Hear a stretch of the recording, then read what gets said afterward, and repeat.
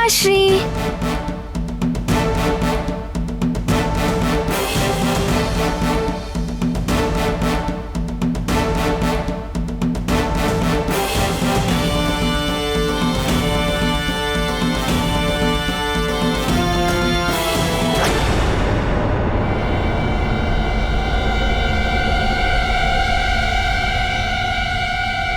माँ, आपने पिताश्री को तिलक क्यों नहीं लगाया?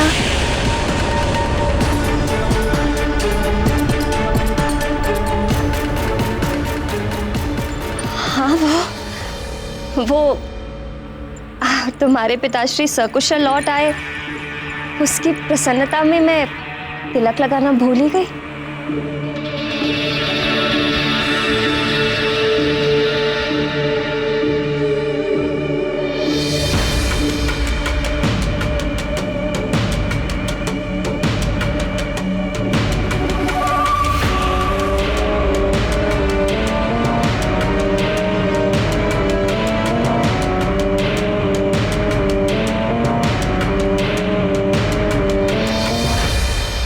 अंजना, तुम ठीक तो हो? हाँ, मैं ठीक हूँ। मुझे क्या होगा? पुत्र हनुमान, मैं तुम्हारे लिए उपहार लाया हूँ।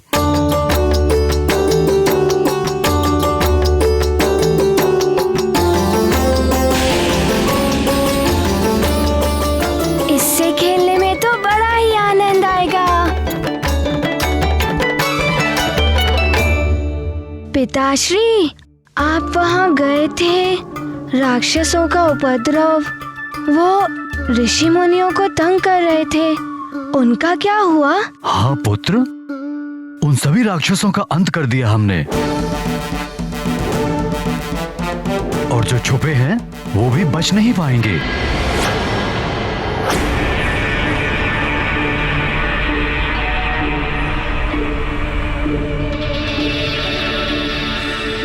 ओहो, आप दोनों भी ना, ये सब बातें बाद में हो जाएंगी। आप जाकर स्नान कर लीजिए, साथ में आरती भी तो करनी।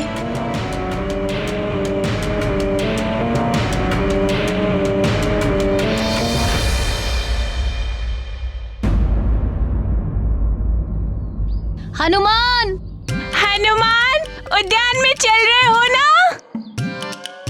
हनुमान, हनुमान। मित्रों, ये देखो। अरे वाह, कंदुक। पिताश्री मेरे लिए ये कंदुक लाए हैं। चलो हम इससे खेलते हैं। ओहो हनुमान, इससे हम खेलेंगे, किंतु तुम मत फेंकना, अन्यथा ये अंतरिक्ष में चला जाएगा। फिर तुम्हारे अतिरिक्त कौन ढूंढ पाएगा?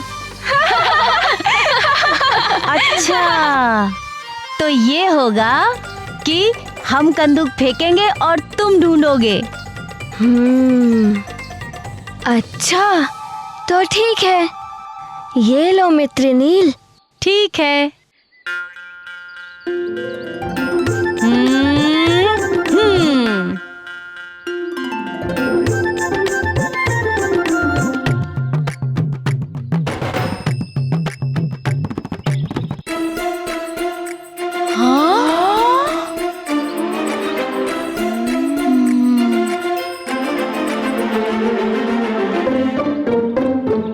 क्यों मित्र नील, तुमने उस कंदुक को इतनी दूर फेंका कि वो नीचे ही नहीं आ रही है।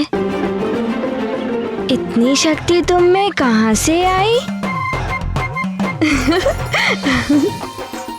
वो कंदुक उस वृक्ष पर अटक गई है।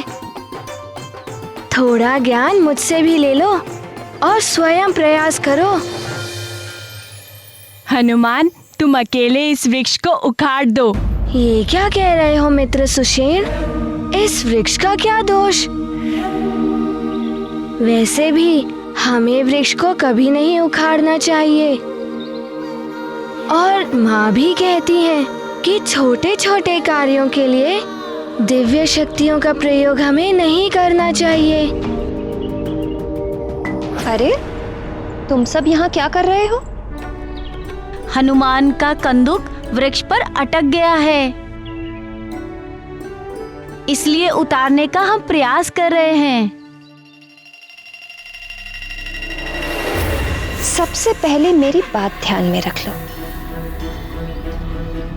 हनुमान तुम्हारे युवराज हैं, इसलिए अब से जब भी उनका नाम लेना हो तो उनको युवराज हनुमान कहना। अपनी मर्यादा तुम सबको समझनी चाहिए।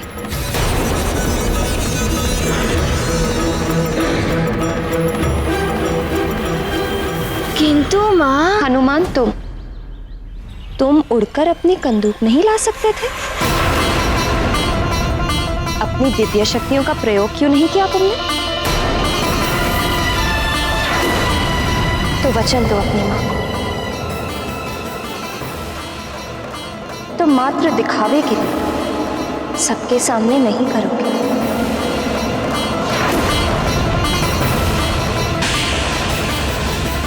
किंतु माँ, आपने ही तो कहा था कि जब तक बहुत आवश्यक ना हो अपनी दिव्य शक्ति का प्रयोग मत करना।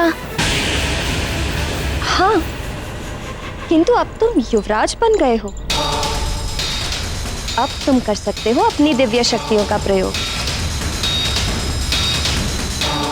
अब हनुमान, युवराज हनुमान, ये अब अपनी दिव्य शक्ति से कंदुक उतार सकते हैं? हाँ, किंतु उसके लिए तुम सबको तुम्हें सम्मान के साथ इनसे प्रार्थना करनी हो। और हनुमान को भी पूरा अधिकार है कि वो जब चाहे अपनी शक्तियों का प्रयोग कर सकता है। हनुमान, तुम तो एक फूंक से ही इस वृक्ष को हिलाकर उस कंदूक को नीचे ला सकते हो। करके दिखाओ, दिखाओ।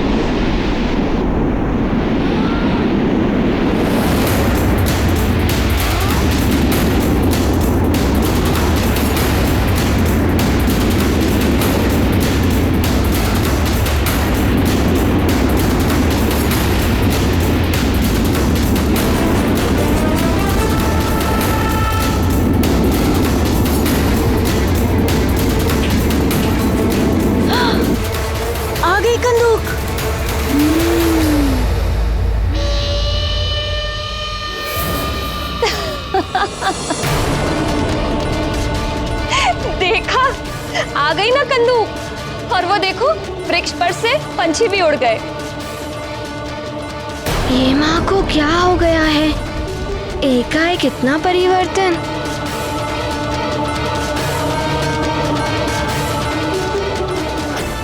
माँ, वो भयभीत होकर उड़े हैं।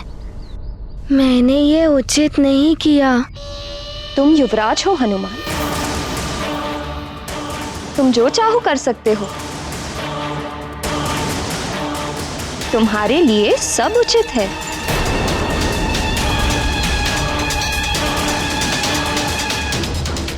चलो अब तुम सब जाओ, अब हनुमान को विश्राम करना है।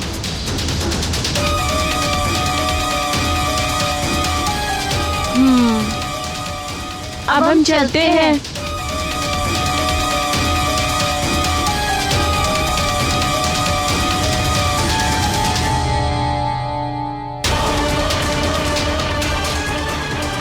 और हाँ, हमें ना तो कभी अपने विजय का अहंकार करना चाहिए और ना ही अपने हार के सामने हार माननी चाहिए।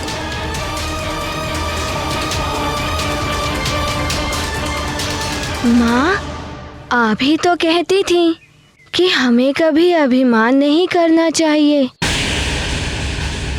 और साधारण मनुष्य की तरह रहना चाहिए। साधारण प्रजा साधारण मनुष्य की भांति जीती है। तुम तो युवराज हो, बड़े होकर तुम राजा बनोगे तो ये प्रजा तुम्हारे अधीन होगी। इसीलिए तुम्हें युवराज होने पर गर्व होना चाहिए। माँ ऐसा क्यों कह रही हैं? पहले तो माँ ने कभी ऐसा नहीं कहा। चले? चलिए माँ।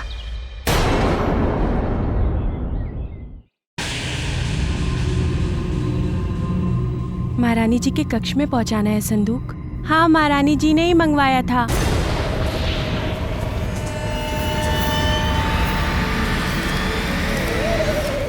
महारानी जी, आपके नए वस्त्रों का संदूक आ गया है।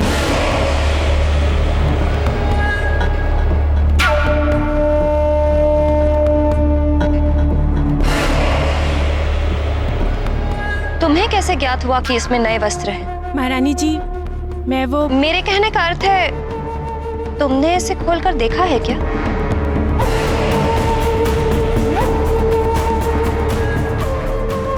नहीं महारानी जी, मैं तो बस ये कह रही थी कि मैं जानती हूँ तुम क्या कहना चाह रही हो। मैं तो बस तुम्हें ये बता रही हूँ कि इस भवन में पूछे बिना किसी भी वस्तु को हाथ मत लगाना, और विशेष रूप से मेरी किसी वस्तु को छूना भी। समझ गई ना? जी महारानी जी। जाओ और सुनो जी। जाते हुए पट बंद कर कर जाओ। जी महारानी जी।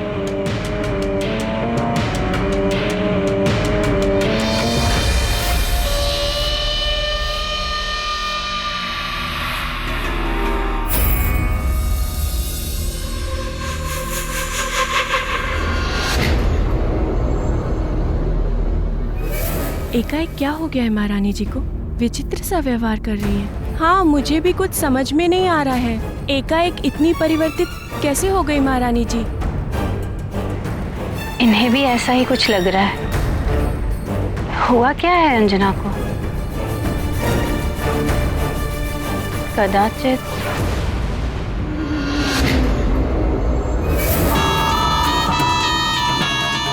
तुम? हाँ, मैं बलबला बलबल, मैं हूँ अतिबल। ना ना, मुझसे भयभीत होने की कोई आवश्यकता नहीं है।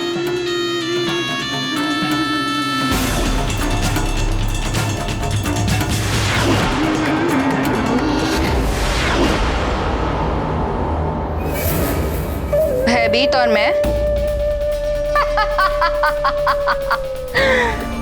भयभीत होती होगी वो अंजना। मैं मार्जरिका हूँ, मार्जरिका। मुझे स्वयं ही अंजना से बात करनी होगी। किंतु तुम यहाँ क्या कर रहे हो मेरे कक्ष में? सुमेरु में लंकेश रावण के आदेश का कितना पालन हो रहा है, इसकी विस्तृत सूचना मुझे लंकेश तक पहुंचानी है, इसलिए मैं यहाँ हूँ। मार्जरिका ने अपना कार्य आरंभ कर दिया है, ये संदेश पहुंचा देना लंकेश तक। जब से राक्षसों ने अंजना का अपहरण करने का प्रयास किया है, तब से ही अंजना में परिवर्तन आया है। तुमने हनुमान के भीतर षड्विकार जगाने का कार्य आरंभ किया या नहीं? मैंने कहा ना, मार्जरिका ने अपना कार्य आरंभ कर दिया है। मैंने हनुमान के अंदर मत का भाव विकसित करना आरंभ कर दिया है, और मुझे इस बात का भी आभास है कि मत के साथ लोभ, क्रोध, मोह और मत्सर, ये भाव भी विकसित करने हैं हनुमान ने। प्रतीत होता है कि माँ मुझसे अप्रसन्न है।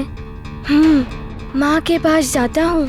बहुत अच्छा, किंतु लंकेश का है यह भी आदेश है कि केसरी का अंत करना होगा। हनुमान की माता अंजना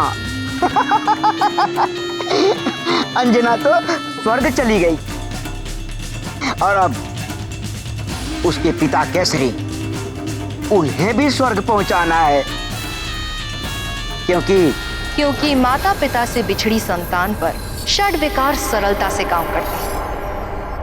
इन सारे विकारों के अधीन होकर हनुमान किसी भी कार्य के योग्य नहीं रहेगा और उसका जन्म और जीवन दोनों व्यर्थ हो जाएंगे।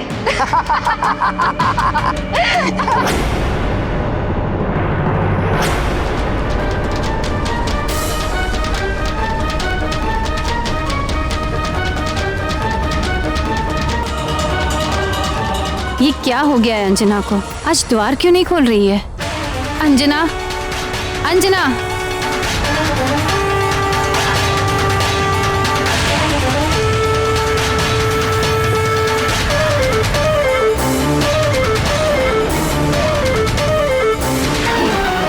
अंजना, अंजना, अंजना!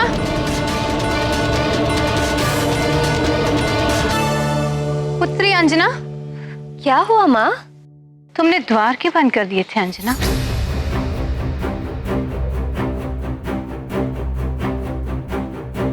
माँ,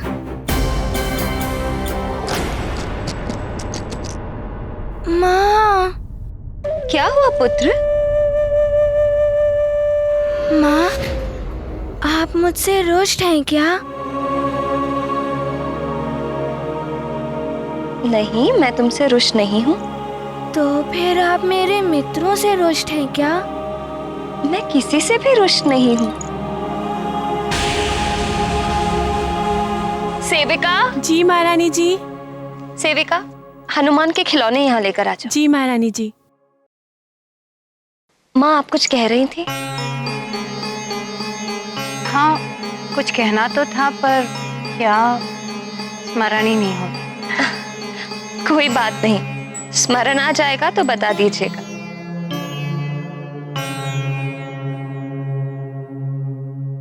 हनुमान, तुम अपने खिलौनों के साथ खेलो, माँ को बहुत सारे काम हैं। माँ, आप मेरे साथ चलिए, मुझे कुछ दिखाना है आपको।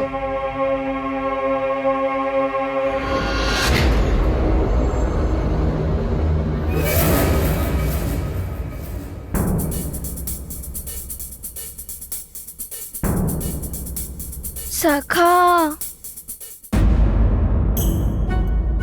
सखा, कभी कभी माँ कहती है कि अपने खिलौनों से मत खेलो, तुम बड़े हो गए हो।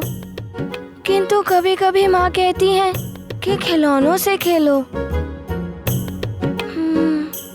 ना जाने वहाँ मेरे मित्र क्या सोच रहे होंगे। चलो, अब मैं कक्ष में ही खेलता हूँ।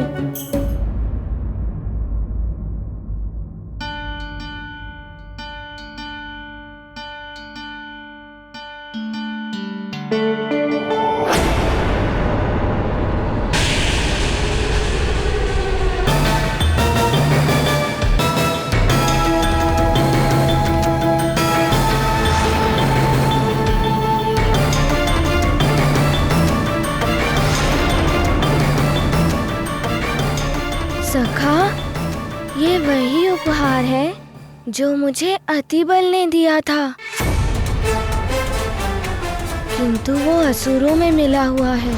अतिबल मेरे साथ मिला हुआ है। मैं इसे फेंक ही देता हूँ। हनुमान,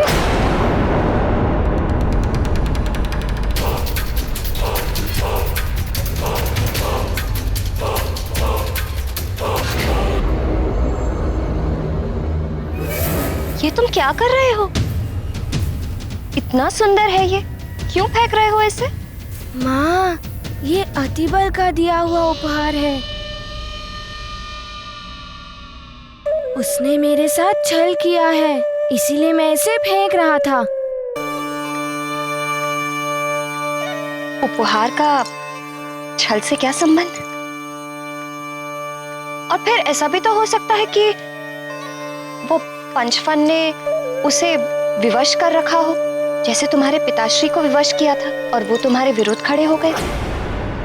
अच्छा, हो भी सकता है। और ये भी तो देखो कि वो ही तो तुम्हें पिताश्री के पास ले गया था और तुम उनकी रक्षा कर पाए, है ना? अच्छा लाओ, ये मुझे दे दो।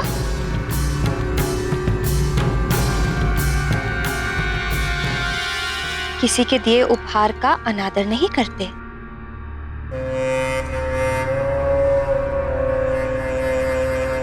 अब तुम्हारे लिए मैं जो वो रुद्राक्ष लेकर आई थी वो कहाँ है? या उन्हें भी फेंक दिया? नहीं माँ, वो रुद्राक्ष तो पूजा घर में है। वो तो मैं तुम्हारे लिए लेकर आई थी ना। जाओ उन्हें लेकर आ जाओ। जी माँ।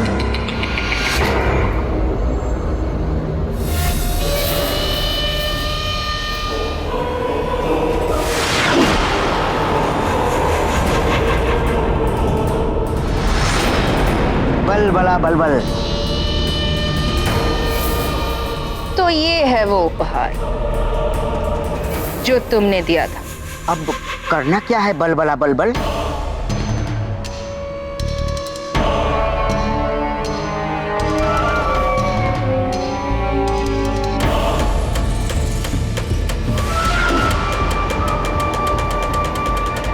प्रतीक्षा करो और देखो आगे आगे होता है क्या।